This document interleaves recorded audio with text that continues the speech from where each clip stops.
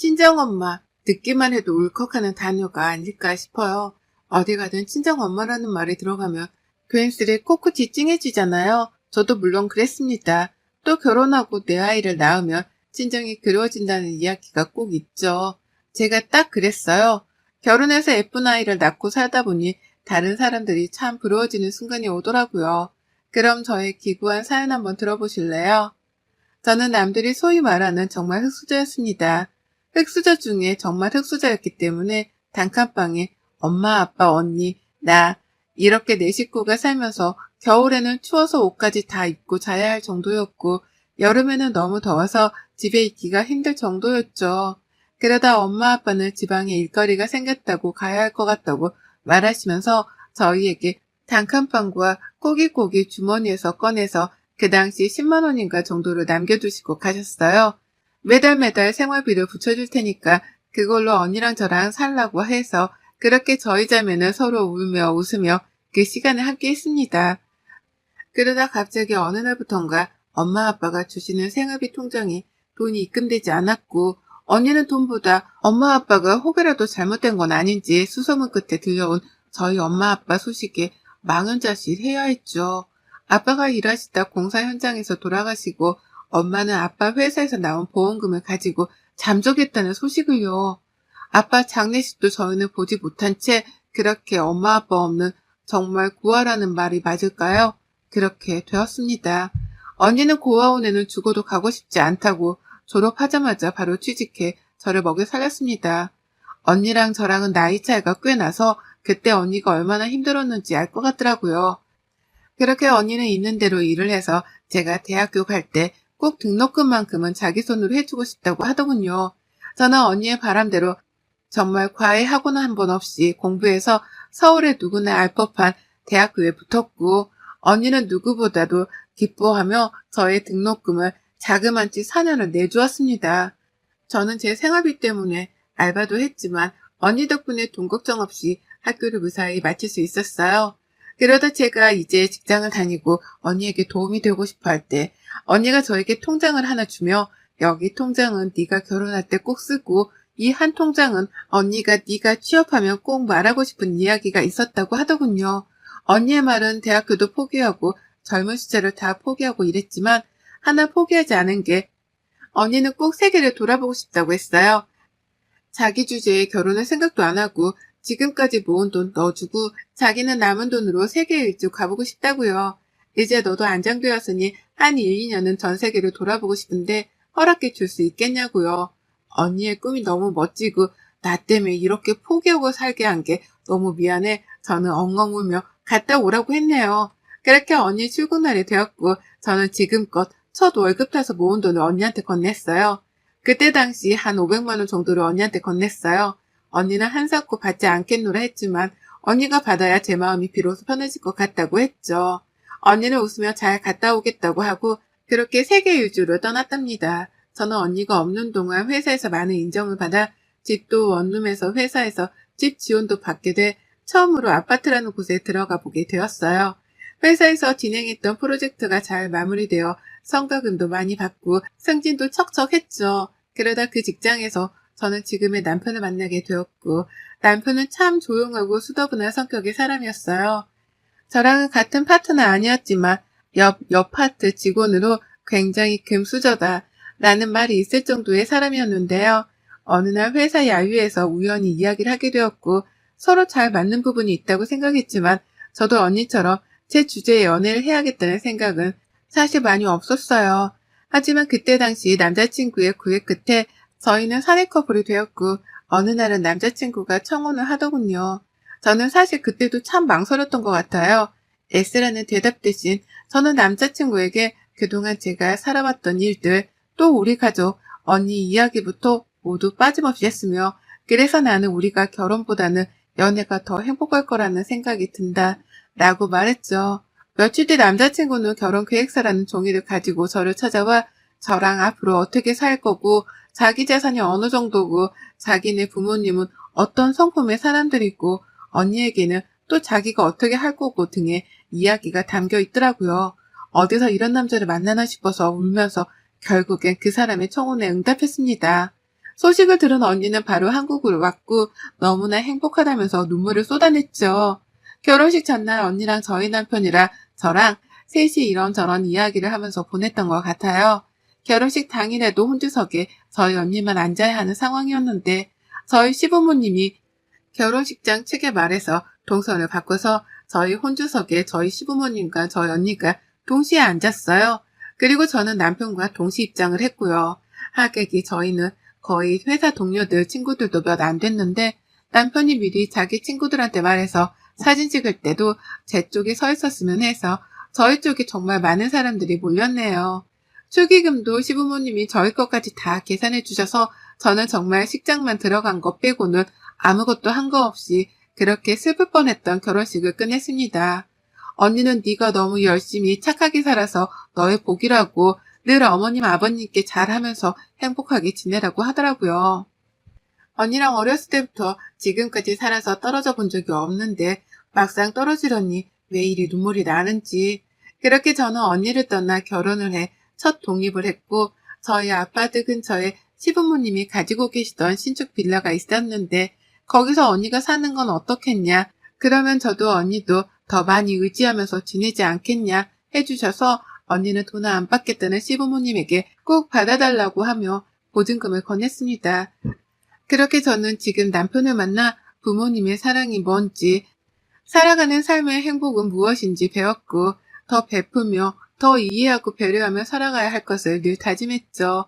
그러다 아이가 생겼고 양가 집안에서 너무 많은 축하를 받아 우리 아이를 낳으면 정말 내가 어떤 일이 있어도 꼭 지켜줘야겠다 생각을 했어요.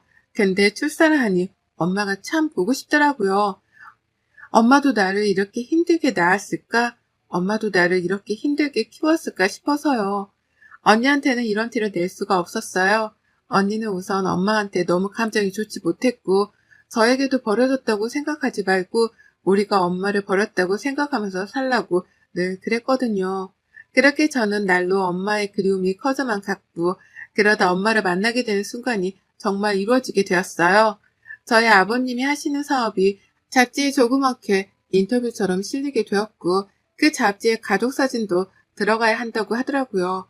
그래서 가족사진도 찍었었는데 갑자기 저희 남편이 물어보더군요. 혹시 자기네 어머님이 연락이 오면 만나볼 의향이 있냐고요.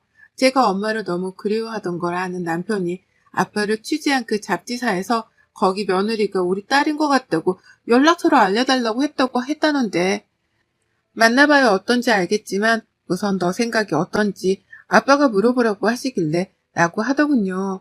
저는 너무나 놀라서 이거를 언니한테 말하면 언니는 분명 만나지 말라고 할 게 뻔해서 저라도 우선 엄마인지 확인을 위해서 만나보겠다고 했어요. 엄마를 만나는 당일이 되고 떨리는 마음을 가다듬고 카페에 앉아있는데 한눈에 봐도 우리 엄마가 맞다는 걸 알겠더라고요. 엄마를 보면 눈물부터 나는데 엄마는 저에게 미안하다고만 반복했어요.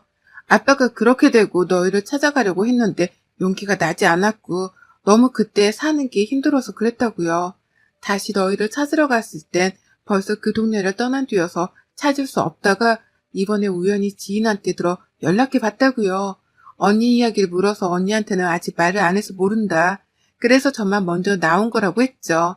그렇게 언니 몰래 엄마와 저의 만남은 굉장히 많았어요.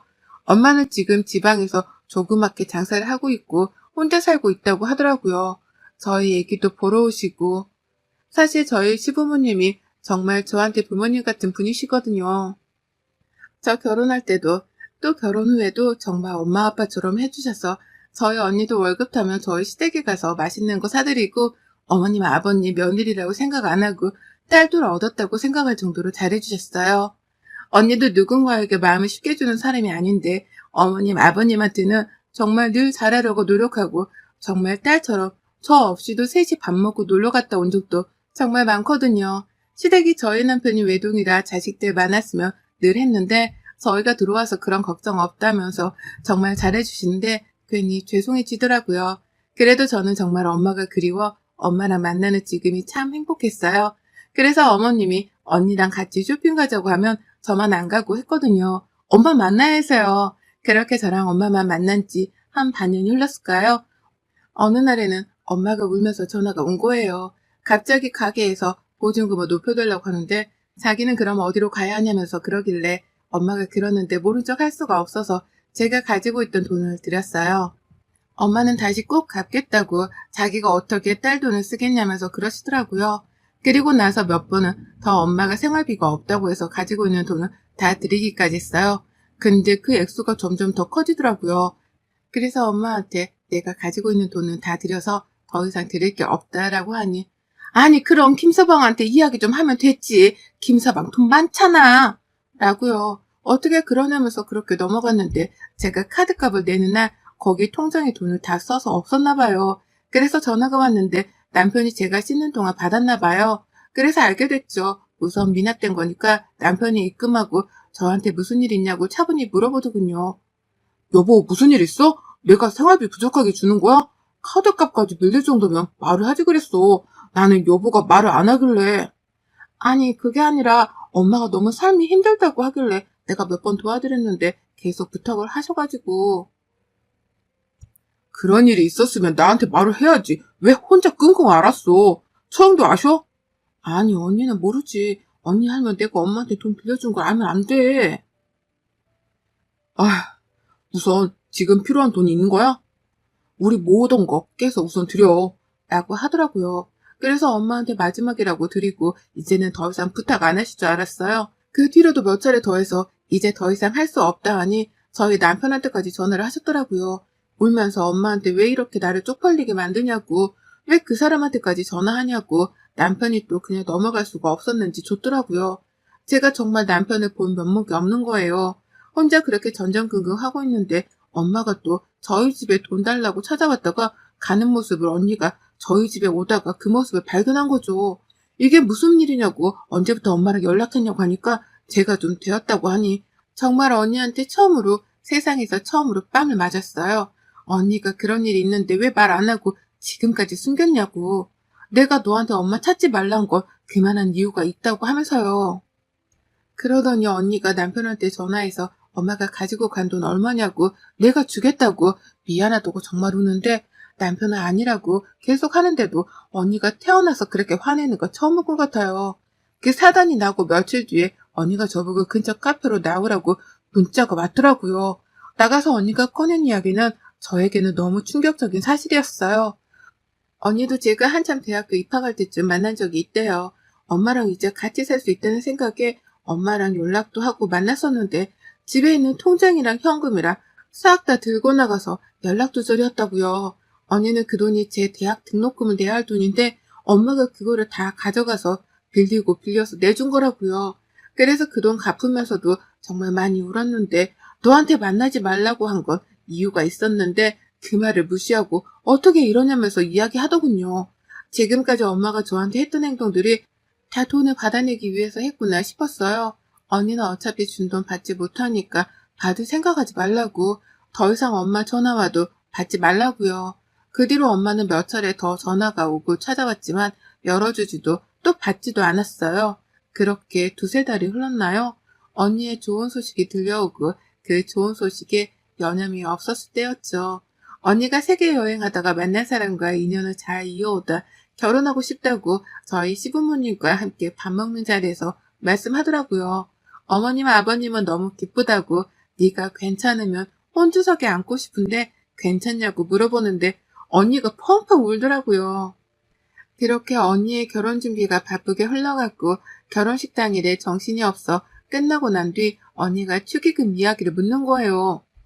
축의금 네가 혹시 다 가지고 간 거야? 가족이 가지고 가서 정산한다고 했다고 하길래 어머님 아버님은 아니실 것 같고 해서 아니 내가 뭐하러 축의금 아까 어머님 아버님이 정산하실 때 다 내시던데 그게 그거 아니야? 라고요. 근데 아니라면서 도대체 그럼 어디 갔냐고 하는데 그 축의금이 다 어머님 아버님 지인분들이라 가족들이라 언니가 그거 정리해서 드린다고 했었거든요. 그래서 도대체 누가 그랬는지 싶어서 식장에 가서 CCTV를 돌려보니 낯익은 얼굴이 있더라고요. 저희 엄마였어요. 엄마가 언니 결혼식을 어떻게 알았는지 와서 식 끝나고 축의금 정산할 때 자기가 엄마니 정산한다고 하고 다 가지고 간 거였더라고요. 언니는 그거 보자마자 경찰에 신고한다고 하고 어머님, 아버님도 경악을 금치 못하고 저나 남편도 마찬가지고요. 그렇게 그 사건이 있은 후에 언니는 신혼여행 갔다 오자마자 엄마를 찾아다녔어요. 수소문 끝에 엄마가 있는 곳을 알아내서 간 곳은 도박장이었죠. 엄마는 알코올 중독에 도박 중독까지 있었고 그것 때문에 저희 집이 많이 어려웠던 거였어요. 그러다 아빠가 더 이상 그렇게 못 살 것 같아 둘이 내려가서 다시 마음 잡고 살려고 했는데 거기 내려가서도 엄마는 알코올 중독에 도박까지 또 하는 모습을 보고 아빠가 일하다 쓰러지셔서 못 일어나신 거고요. 언니는 엄마를 보자마자 깽판을 치고 소리치면서 엄마가 사람이냐고, 어떻게 딸 결혼식에 와서 축의금을 다 가지고 가냐고, 그게 어떤 돈인데 엄마가 진짜 사람이면 이렇게 안 한다고, 동물도 자기 자식 묘할 줄 안다는데 엄마는 동물만도 못한다면서 언니의 그런 모습을 저는 생전 처음 본 것 같아요. 엄마는 낳아주고 키워줬더니 그 값을 못한다면서 돈이라도 더 가지고 오지, 돈도 안 주고 그딴 얘기 할 거면 꺼지라고요. 언니는 당장 그 돈 내놓으라고 하니까 벌써 다 쓰고 없대요. 야, 니네 시댁 알아보니까 뭐 알부자라고 하더구만. 니네만 잘 살고 이 어미는 나가 죽으라는 거냐? 돈이라도 가지고 와서 이야기하면 또 몰라. 엄마는 자기는 잘못이 전혀 없으니 더 이상 이야기하지 말라는 듯이 말하고, 언니는 그게 말이 되냐면서 화내고 그렇게 언성이 높아져 제가 언니를 끌고 집으로 왔어요. 그리고 시댁으로 가서 우리 집이 사실 이런 상황이 이렇게 되었다고, 죄송하다고, 정말 축의금은 다시 돌려드리겠다고 언니가 고개 숙이니 어머님이 우시면서 언니를 꼭 안아주시더라고요. 딸이 그런 말하면 속상하니 하지 말라고요. 돈이 뭐가 중요하겠냐고. 너희가 잘 사는 게 가장 큰 행복이니 엄마 그만 용서해주면 어떻겠냐고 하시더라고요. 그 말을 듣는데 언니랑 저랑 정말 많이 울었어요. 우리도 지금 어머님 아버님 밑에서 자랐으면 더 많이 사랑받고 자랐을까 싶어서요. 또 저는 나중에 우리 자식이 데리고 온 사람이 나와 똑같더라도 사랑으로 감싸줄 수 있을까 싶어서요. 부모복 없던 저랑 언니는 정말로 큰 어른들을 만나 사랑이란 게, 배려란 게 무엇인지 배워가게 되었고, 언니나 저도 엄마를 용서하지 못하겠지만 낳아준 것만으로 고맙다고 생각하면서 살자라고 이야기했어요. 그 뒤로 엄마는 몇 차례나 저나 언니한테 돈 이야기를 꺼내려고 연락 왔지만 우리는 핸드폰 번호도 바꾸고 아예 엄마의 전화를 받지 않았어요. 그러다 모르는 번호로 전화가 온 내용은 엄마가 돌아가셨다는 이야기였어요. 엄마가 오래전부터 지병이 있었는데 치료를 하고 수술을 했어야 하는 상황인데도 술 마시고 관리를 하지 않았겠죠. 벌써 병원에 갔을 때는 손에 쓸 수 없는 상황이었고 집에서 고독사로 혼자 돌아가신 것 같다고요. 장례식장에는 저희 친척도 부를 가족도 또 친구도 없었기에 조용하게 보내려고 했지만 저희 어머님 아버님의 지인분들과 또 저희 남편 형부 회사 동료들이 많이 와주셔서 시끌벅적한 장례식이었어요. 언니는 그냥 장례식 하지 말고 화장하고 묻어드리자고 했는데 어머님 아버님이 그러면 나중에 후회한다고 언니를 설득해서 3일장으로 치른 거였거든요. 늘 쓸쓸했던 엄마의 마지막 가는 길에는 참 많은 사람들이 감사하게도 찾아와 주셨습니다. 그렇게 엄마의 장례식을 치르고 엄마의 방에서 정리를 하는데 온갖 술병이 난무하는 가운데 책 속에 껴있던 저희의 처음이자 마지막 가족사진이 있었어요. 처음 보는 그 가족사진에 저랑 언니는 참 해맑았고 엄마 아빠는 참 젊었었네요. 엄마의 방을 정리하면서 엄마에 대해 한 방울도 눈물을 흘리지 않던 언니가 많이 울었어요. 엄마가 가지고 있던 유품 속에는 아빠의 것들도 또 저희 것들도 있어서요. 언니가 버리고 불태웠지만 그거를 보면서 그래도 엄마가 나를 돈으로만 생각하지 않았구나 싶어서 지금의 저는 마음이 한결 괜찮아졌어요. 그리곤 이제 더 이상 엄마를 그리워하지 않기로 했죠. 저랑 언니는 다시 일상으로 돌아갔고 언니랑 저는 저희 어머님 아버님께 이제는 엄마 아빠라고 부르며 살고 있어요. 정말 딸처럼요. 제가 참 복이 없는 사람인데 남편 잘 만나서 이렇게 호강하면서 살아서 늘 남편에게 또 우리 아이에게 참 고맙고 미안하다고 늘 이야기한답니다. 언니한테도 이제 가장노를 그만하고 편하게 살라고 이야기해줬어요. 여러분들도 친정엄마가 그리울 때가 많으시죠? 특히 아이 낳고 나면 더 그런다고 하잖아요. 친정엄마라는 단어가 어떻게 보면 참 슬픈 단어가 아닐까 싶어요. 저희의 이렇게 기구하고 긴 사연 읽어주셔서 감사드리며 이 사연 보시는 모든 분들이 행복했으면 좋겠습니다. 여러분의 생각은 댓글로 남겨주세요. 오늘도 시청해주셔서 정말 감사합니다.